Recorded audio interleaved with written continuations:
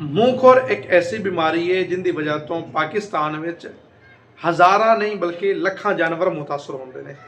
ਅੱਜ ਦੀ ਵੀਡੀਓ ਵਿੱਚ ਅਸੀਂ ਗੱਲ ਕਰਾਂਗੇ ਕਿ ਮੂੰਹਖੋਰ ਬਿਮਾਰੀ ਕੀ ਹੁੰਦੀ ਹੈ ਔਰ ਇਹਦਾ ਪ੍ਰੋਪਰ ਇਲਾਜ ਕੀ ਹੈ ਔਰ ਇਹਦੇ ਵਿੱਚ ਕਿਹੜੀਆਂ ਅਲਾਮਾਤ ਨੇ ਔਰ ਉਹਨਾਂ ਅਲਾਮਾਤ ਨੂੰ ਅਸੀਂ ਕਿਵੇਂ ਕੰਟਰੋਲ ਕਰਾਂਗੇ। अस्सलाम वालेकुम दोस्तों, मैं डॉक्टर अवैस और आज की वीडियो में असी तफसीली तौर पर गल करांगे मूंहखोर बीमारी के उपर। मूंहखोर बीमारी एक वायरस तो फैलने वाली बीमारी है जी बहुत जल्दी थोड़े टाइम के एक जगह तो दूसरी जगह के जानवरों को मुतासर कर देती है। इस वास्ते कहा जाता है कि अगर थोड़े किसी एक जानवर को मूंहखोर की अलामत आ गई ने तो कोशिश करो कि बाकी जानवरों तो उन्होंने सैपरेट कर दो। ठीक है, एक वायरस तो फैलने वाली बीमारी है जी बहुत जल्दी एक जानवर तो दूसरे जानवर को मुतासर कर देती है या एक जानवर तो दूसरे जानवरों को हो जाती है। ठीक है, अगर इन अलामात की गल करिए तो इन अलामात के तेज़ बुखार होता है, काफ़ी ज़्यादा जानवरों को टंपरेचर चला जाता है 103 104 105 चला जाता है। जानवरों के मूँह के जख्म हो जाते हैं, जानवरों के मूँह के राल तो झग निकलना शुरू हो जाती है, मूँह के छाले बन जाते हैं। इस तो अगली जी चीज़ जानवरों के पैरों के जख्म हो जाते हैं, खुरां के जख्म हो जाते हैं, जानवर लंगड़ापन उन्होंने आ जाता, जानवर टुरन लग्या लंगड़ापन महसूस करते हैं।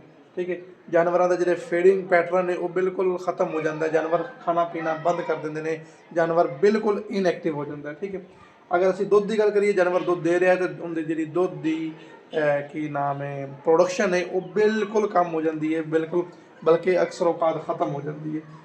अगर असी इहदे ट्रीटमेंट की गल करिए तो ट्रीटमेंट में चूंकि ये एक वायरस तो फैलने वाली बीमारी है इस वास्ते कोई भी एंटीवायरल ड्रग अजे तक डिस्कवर नहीं हो सकी।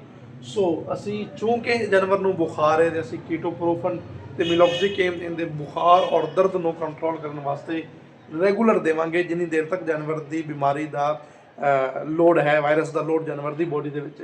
ठीक है, अगर असी एंटीबायोटिक की गल करिए तो सैकेंडरी बैक्टीरियल इन्फेक्शन तो बचाने वास्ते असी अपने जानवर को पेंसिलिन यानी 5 ग्राम दे सकते हैं, ऑक्सीटेट्रासाइक्लिन दे सकते हैं, सेफ्ट्राइजोन दे सकते हैं, सिफर दे सकते हैं। ठीक है, इस तो अलावा जानवर चूंकि फीडिंग के आवे, जानवर खाना पीना बीमारी के बंद कर देता है, इस वास्ते असी उन्होंने vitamin B complex, vitamin B12, एमीवाई काम इस तरह के विटामिन सप्लीमेंट भी जरूर देते रहेंगे।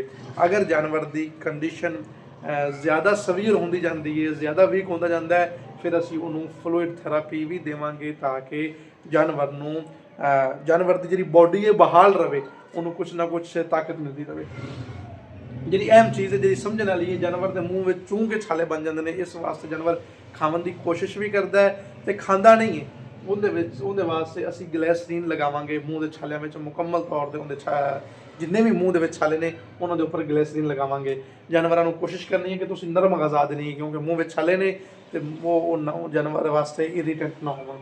जानवर के जो खुर के उपर जख्म बन जाएंगे उनके वास्ते तुसी कोशिश करनी है कि डेली 2 दफ़ा अगर मुमकिन हो सके, नहीं तो 1 दफ़ा तो रोज़ाना खुरान का जख्म साफ करना है, उनके कोई कीड़े तो नहीं पै गए, कोई पस तो नहीं पै गई, कोई रेशा तो नहीं पै गया, कोई पीप तो नहीं बढ़ गई, उन्होंने साफ करना है और पोटाशियम पर मैगनेट का उनके उत्ते स्प्रे करना है डेली बेसिस पे। तुसी ये जी रेगूलर रूटीन है, वायरस तो फैलने वाली बीमारी है, जिन्नी देर तक वायरस का लोड कम नहीं होगा, बीमारी का पैटर्न भी ख़त्म नहीं होगा, डेली बेसिस पे जानवर खाना पीना बंद करेगा, डेली बेसिस पे जानवर को बुखार होगा और ये परेशानी दोनों डेली बेसिस से रहेगी।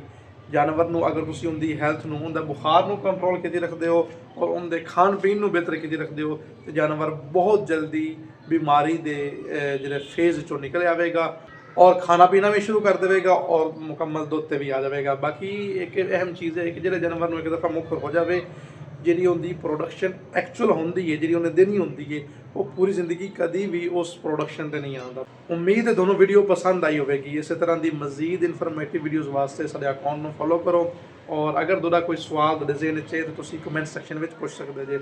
बहुत शुक्रिया, वस्सलाम।